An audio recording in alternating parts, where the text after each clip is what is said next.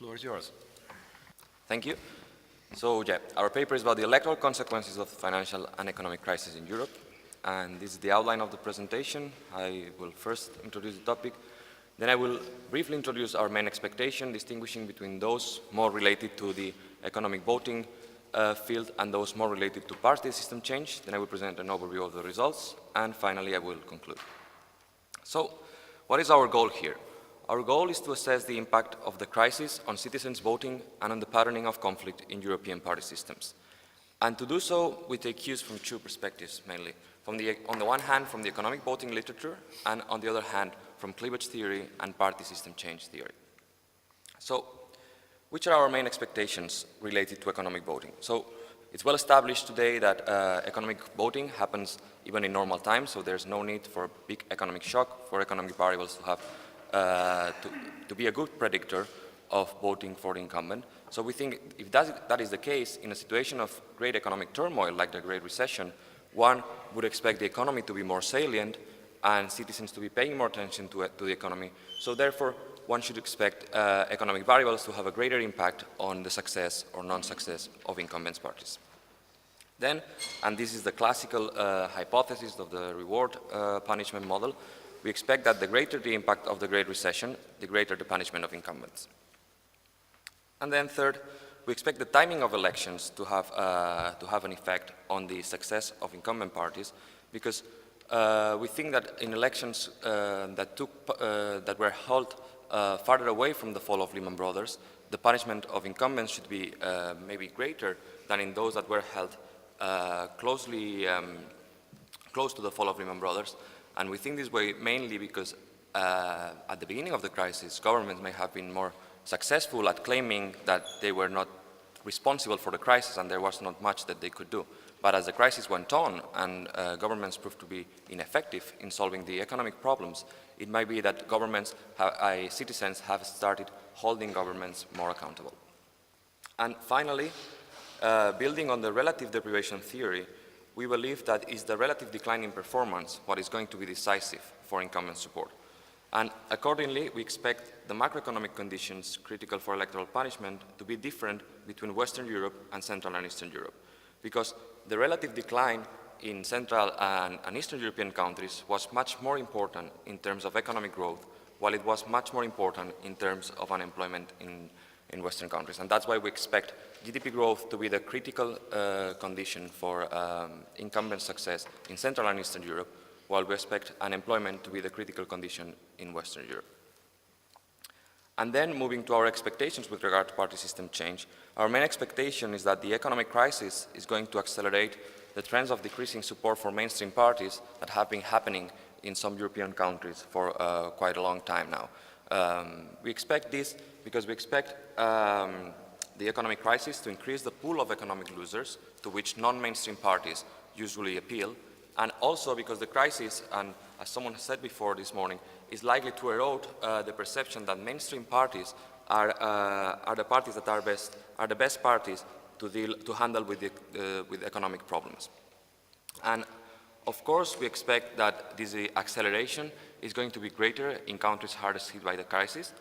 And we think that the main beneficiaries of this decreasing support for mainstream parties should be populist right parties and populist left parties, as well as new parties in Western Europe and new populist challengers in Central and Eastern Europe.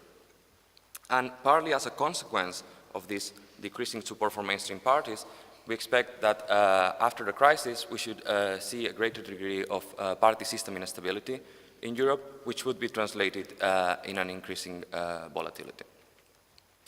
So how are we going to do that? Of course, we are going to use aggregate level data, so we are going to rely on election results. We are going to compare election pairs before the onset of the crisis and election pairs after the outbreak of the crisis.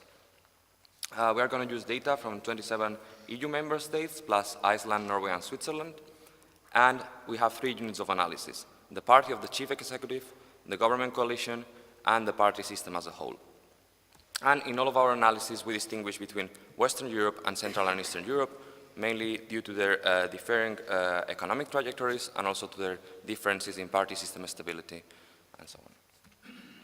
So, our results. I start by summarizing some of our results more closely related to economic voting.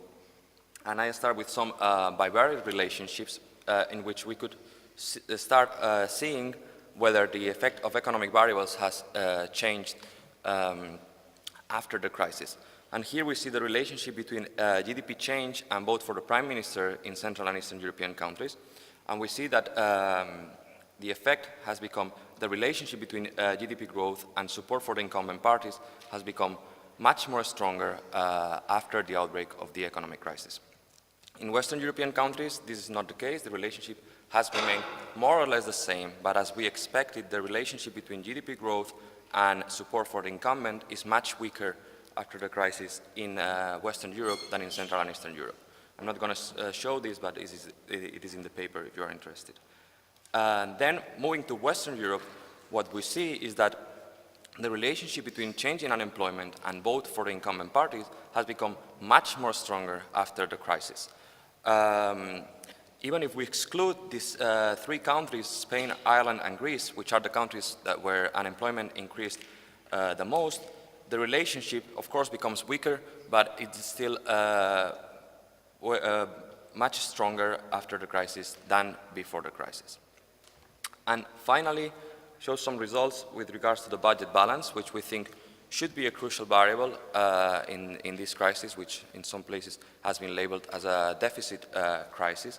And we observe mainly the same pattern, which is that the impact of the budget balance of the government is more strongly related with the success of incumbent parties after the crisis. And even if we leave out of our analysis these three outliers, the relationship is still somehow stronger after the crisis.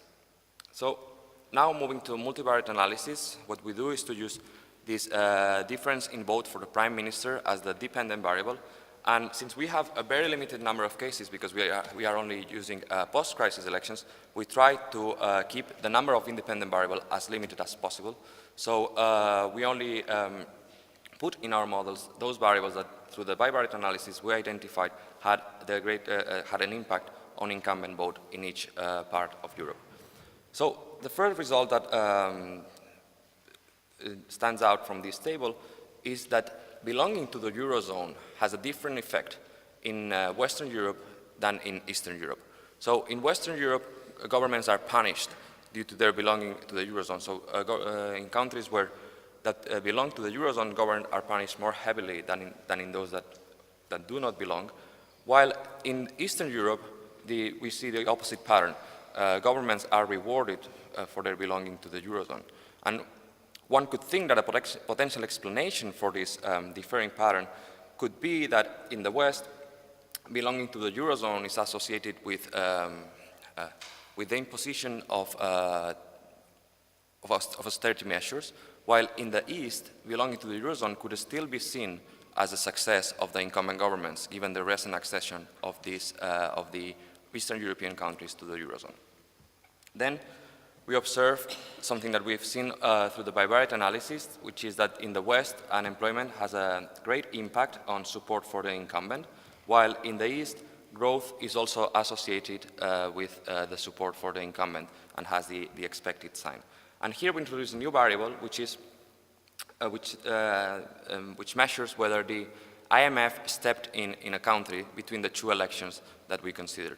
And we see that this has a very large effect. So the fact that the IMF steps in a country is very consequential for the punishment of incumbent governments, both in the West and in the East. So now moving to the results about party system change and party system instability, what we first did was to analyze the predictive power that the vote at the previous election, so vote at time t, had for predicting vote at time t plus 1. So now we are using vote at time t plus 1 as our dependent variable, and our main indicator here is vote at time t. And what we see here is that in the West, vote at time t was a fairly good predictor of vote at time t plus 1 before the crisis, but that this is no longer the case after the crisis. After the crisis, previous vote is not a good predictor anymore of vote at time t. And this could be seen as a first rough indicator of increasing party system instability in Western European countries. We see that in the East there is also a decrease in the predictive power of the vote in previous elections, but the difference is much smaller, and this may be due to the already high level of instability in these countries already before the crisis. But a better indicator to see whether the party systems are becoming more unstable after the crisis in Europe is to look at electoral volatility. And what we see that, as we expected, electoral volatility has increased both in Western Europe and in Eastern Europe, but the increase has been way larger in relative terms in Western European countries. So it seems that party systems are becoming more unstable both in West and in Eastern Europe. But a good way to see whether they are really becoming more unstable is to divide total volatility into type A and type B volatility, as defined by Neff, Powell, and Tucker.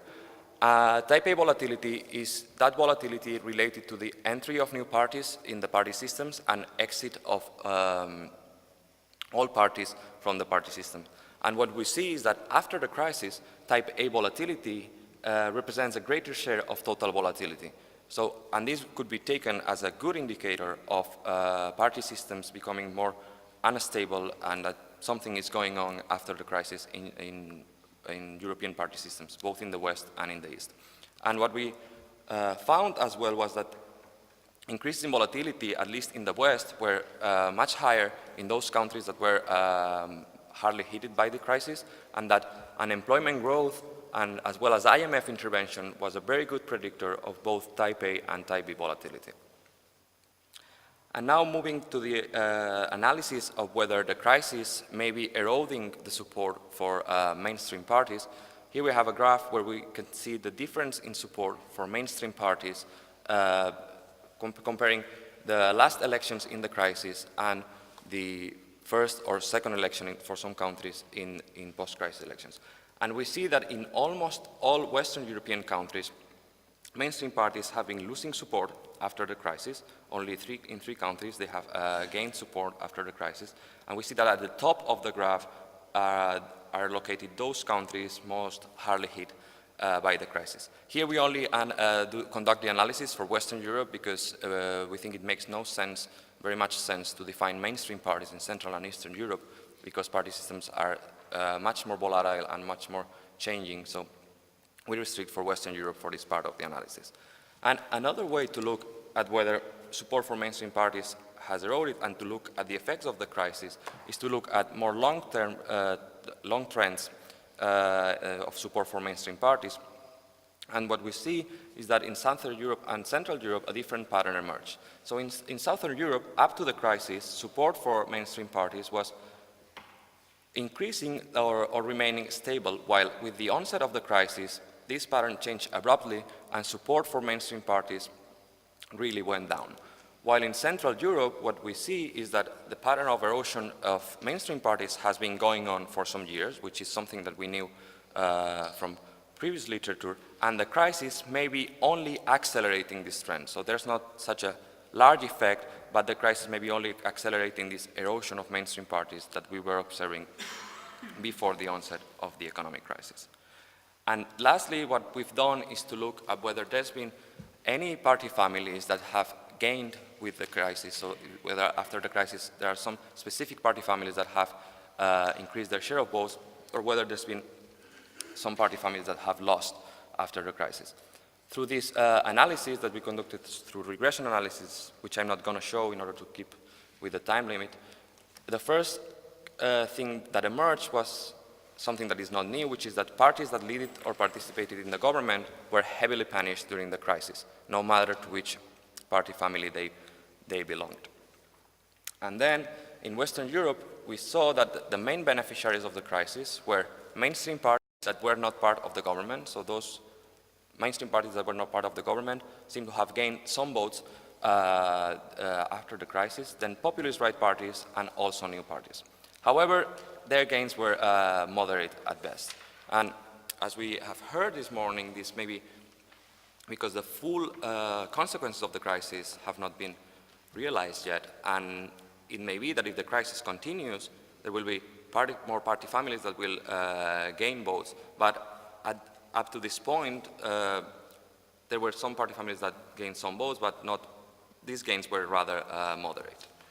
And in Central and Eastern Europe, we found that only new parties benefited from the crisis. So all party families lost votes after the crisis, except for new parties, which were the ones who most clearly benefited from the crisis. I mean, new parties, by definition, always have a positive effect when they enter in a party system, because they had no votes before. But if we compare pre-crisis and post-crisis, we see that in Central and Eastern Europe, they won a large share of votes. So, which are our conclusions? Our conclusion is that incumbents are punished during the crisis, and they are punished more severely than in normal times. And in Western Europe, the key conditions seem to be unemployment and IMF intervention. And in Central and Eastern Europe, the key conditions seem to be low growth rates and IMF intervention. Then we've seen that the deeper the crisis, the stronger the punishment of the incumbents, and also the deeper the crisis, the greater seems to be the instability of the party system. Then, moving to the type of parties, we see that the party system has changed more abruptly in the countries most hardly hit by the crisis. Southern Europe, we've seen in the graphs, but also in Iceland and Ireland, it seems to have a greater effect. And in the rest of Western European countries, the economic setback seems to have accelerated longer-term trends that have been going on already for some time. I forgot to put thank you slide, but thank you very much.